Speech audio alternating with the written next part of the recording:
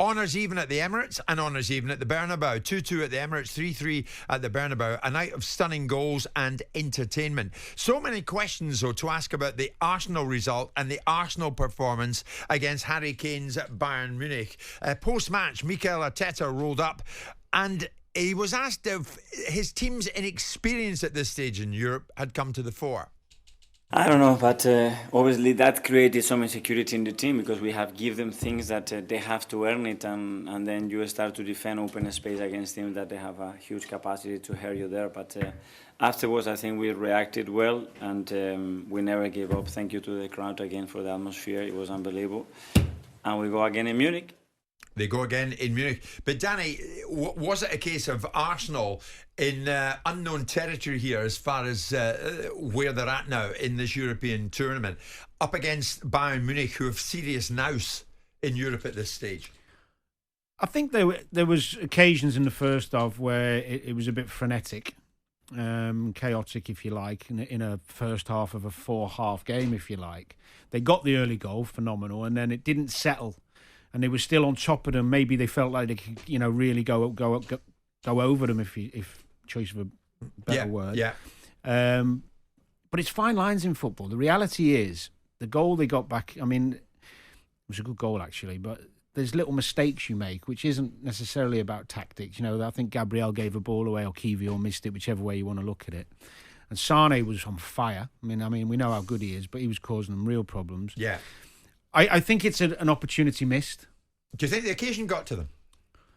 No, I think they played all right. I think they steadied the ship after they went 2-1 down, and they composed themselves and got back in and got themselves a result. I think there's a lot to learn from it.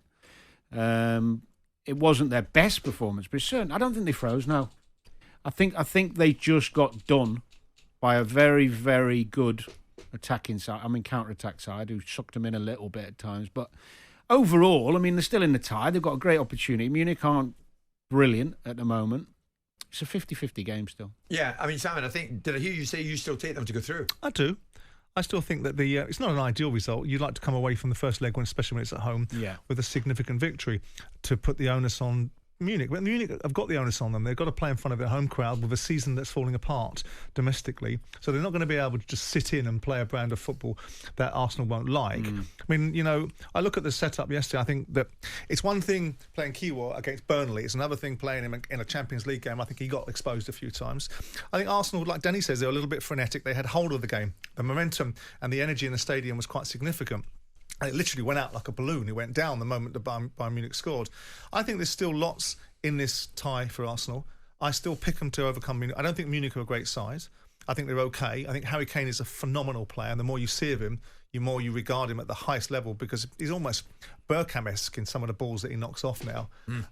And he's the threat and he's the challenge. And of course, Sane was outstanding as well. But again, they're not 16 points behind Leverkusen in Germany, and ultimately only popping up individual performances in the Champions League that give them some substance in a season for no reason. I think Arsenal will put out a better performance, a more measured, a more controlled performance, a balanced performance. And I think players like Martinelli might not make the lineup for the next time round, because we'll see how they do when Arsenal are playing a counter-attacking style. But I think they'll beat them. I think they'll beat Munich. Not because I'm blindly wanting an English club to overcome them. I just don't think Munich are great. It'll be tough. It'll be tough. Of course it was a game of incidents. Yeah. And we're talking about Harry Kane. I agree with him about Bergkamp-esque. I think you're dead right, Simon. But the Kane elbow, does he get more of a free pass amongst pundits because he's the England captain? This is Harry Kane.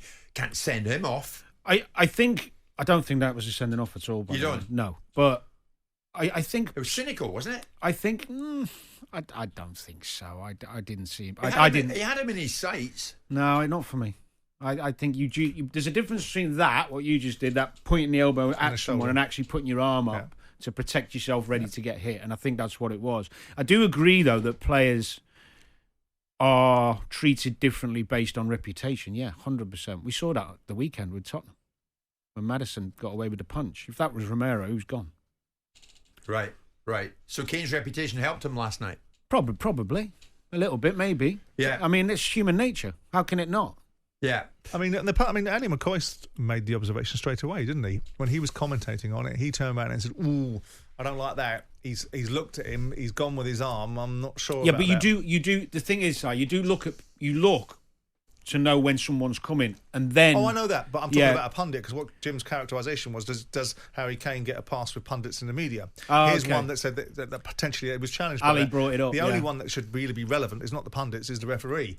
And if you're saying that referees price into their thinking who they're looking at in that split moment. Yeah. In that split moment, actually, he doesn't leave him. He doesn't throw himself around a lot, so I'm not going to send him off. Is that what you're saying happens? I think I have seen it happen. I'm not suggesting it did on that occasion, but Harry Kane is a good guy who people look at in a way, in a certain window, a certain light, I should say. But I don't think it was a sending off. I just think it was a classic case of, look, I know he's coming, so I'm going to bump, my arm goes up. Fair enough. I get what you're saying. Yeah, I get what you're saying. This is the same referee who decided, he's got a mature outlook on things, hasn't he? Because he decided that a kid's mistake wasn't a penalty. Jim White and Simon Jordan.